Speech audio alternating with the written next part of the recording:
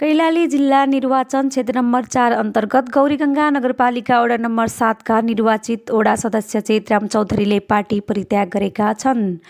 उहाँले लामो समयदेखि आबद्ध रहँदै आएको नेपाली काङ्ग्रेस परित्याग गर्दै नेपाली कम्युनिस्ट पार्टीमा औपचारिक प्रवेश गर्नुभएको हो।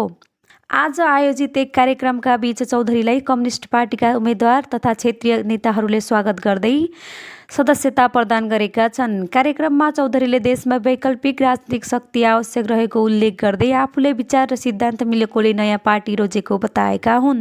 आफ्नै गाउँबाट अब अहिले त उहाँ हुनुहुन्न, संसार छोडेर गइसक्नुभयो, तर उहाँबाट मेरो टक्कर पर्दाखेरि मैले उहाँहरू पराजय हुनुभयो, तर हाम्रो टिम चाहिँ पुरै 5 को 5 लाल किल्ला भएको हो।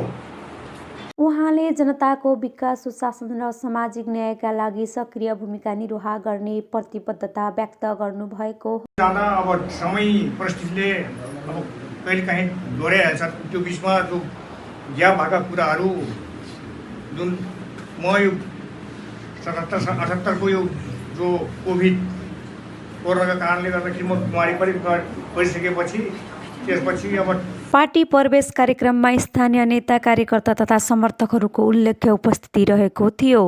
कैलाली क्षेत्र नम्बर 4 मा पछिल्लो समय दल परिवर्तनको क्रम बढ्दै गएको देखिएको छ। यस घटनाले आगामी राजनीतिक समीकरणमा नयाँ प्रभाव पार्ने विश्लेषण गरिएको छ।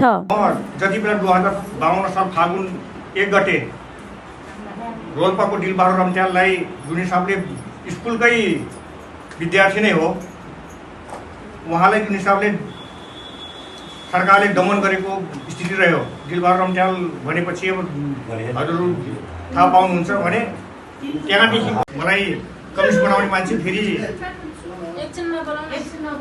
चक्रनगौरा थारू भने उहाँसँग जोड्दै जाँदा म उहाँसँग हाम्रो प्रदेश हुन्छ मन्ज्यू भने उहाँसँग म 54 सालमा पनि चुनाव लडेर वार्ड सदस्य म कम्युनिस्टबाट म जितेको थिएँ भने अब यो समयको दौरानमा यो 10 वर्ष युद्धमा